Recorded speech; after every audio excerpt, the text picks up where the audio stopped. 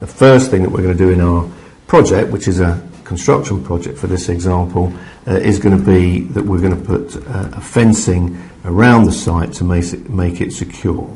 And I'm going to say how long it's going to take us to carry out this operation. And I'm going to base this on a letter and number combination. So we type 6D for 6 days, and then it creates an activity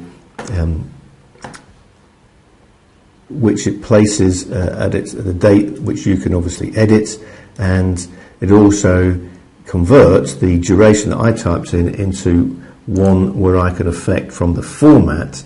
So I've said that I want to display in weeks and days. So I could say this is going to take me 72H for hours, and it will be displayed as 1 week and 4 days, or I can say 2 weeks and 3 days.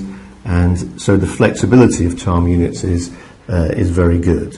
We can edit an activity as we've seen on the body of the plan. We can pick it up and move it. So we can say that we want to change its location. So we can move it to this sort of area, and it's then going to bump into a holiday period which has been preset in our default calendar. We can have many calendars, as you'll see later on, and we can extend this activity and make it longer or shorter.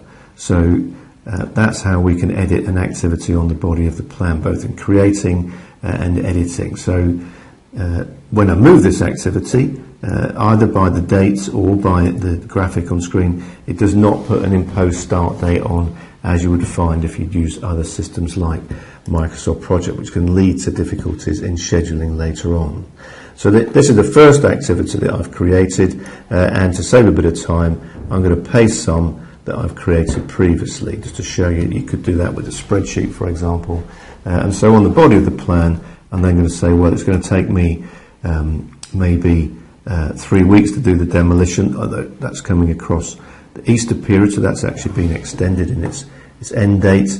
Then after we've finished that, we've got a period of excavation. We've got a shorter period where we're going to do some drains, followed by some work on manholes, and we're going to have a foundation process, and that's brought some more holiday periods into display. We don't have to show the weekend periods that are also there. We've suppressed those at a different appearance to the public holidays, so you get to choose those. And finally, we've got an activity called end of phase, and I can take an activity and I can shrink it down so that it's got no duration at all, and that's a milestone. And so we can,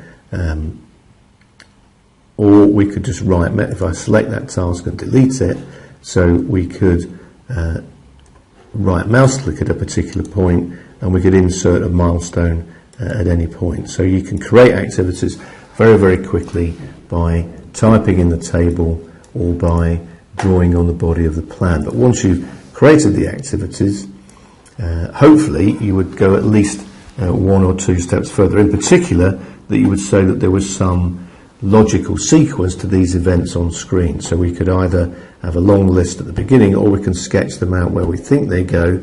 But if we wanted to say, well, we do have to finish the fencing before we can start any demolition work. And in Power Project, whilst you can edit it, the links in columns, and you can do it in tables, most people find the best way of doing it is by drawing it on the body of the plan, because in doing so, you're also introducing the link type and the link lag. So when the cursor, if you take the cursor near the edge of an activity, you get a little pop-up box, the cursor changes shape, and this box shows you where the cursor is and what the lead and lag will be when you create a link. So when you're ready to create a link, you hold down the mouse button and drag along, and you're looking to find the other end for this logic link. So I'm saying that the demolition can start as soon as the fencing is finished.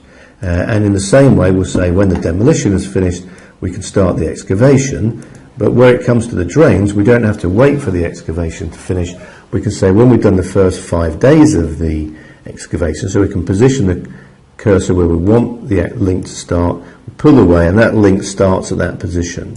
And when I let go, you can see where that link starts. If I double click on that link, we find the properties about that link, and we can see what sort of link it is. It's a start to start link, and we can see that it's got 5 days of lead. So we have created that merely from the position where we drew that link. And so that's one of the very powerful features of Power Project. It's a great aid to rapidly producing a logic plan and introducing lead and lag as you draw it. So even for experienced planners, it's a very good system, but for novices, it's a great system. So there we're going to finish off our logic diagram, and at the moment we're not moving that around until we take the decision to do that, and that's a reschedule.